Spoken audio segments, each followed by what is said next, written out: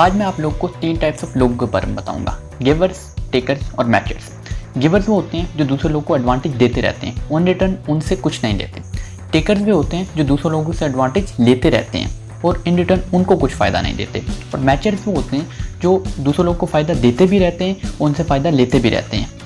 तो एक रिसर्च की गई तो ये देखा गया कि जो गिवर्स थे, वो गिवर्स का एक ग्रुप हाईली सक्सेसफुल था, वो खुश भी थे और फाइनेंशियल भी सक्सेसफुल थे, जबकि गिवर्स ही का दूसरा ग्रुप जो है वो फेलियर की तरफ जा रहा था। वो खुश भी नहीं थे, उनके रिलेशनशिप भी अच्छे नहीं थे। तो ये फैक्ट बहुत सरप्राइजिंग था कि गिवर्स ही दोनों थे, लेकिन उनके दो अलग अलग ग्रुप दो अलग अलग एक्सट्रीम पे थे।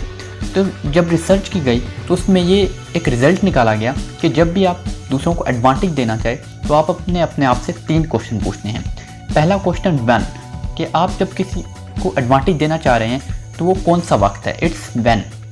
तो अगर आप उस वक्त में एडवांटेज देने के काबिल हैं तब आप एडवांटेज दें। लेट्स से कि आप किसके अपने फाइनेंशियल क्राइसिस में हो और कोई आपसे पैसा मांगता है, तो उस वक्त आप उसको पैसा नहीं दे सकते क्योंकि वो आपको खुद नुकसान होगा।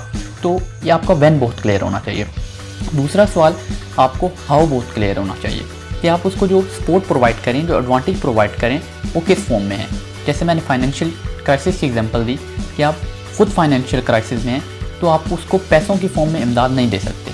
आप और कोई और वो इमदाद मांगता है, रिस्पेक्ट मांगता है, रिलेशनशिप में एडवाइस मांगता है, so you can help him but not financially. तो ये आपका हाउ भी क्लियर होना चाहिए।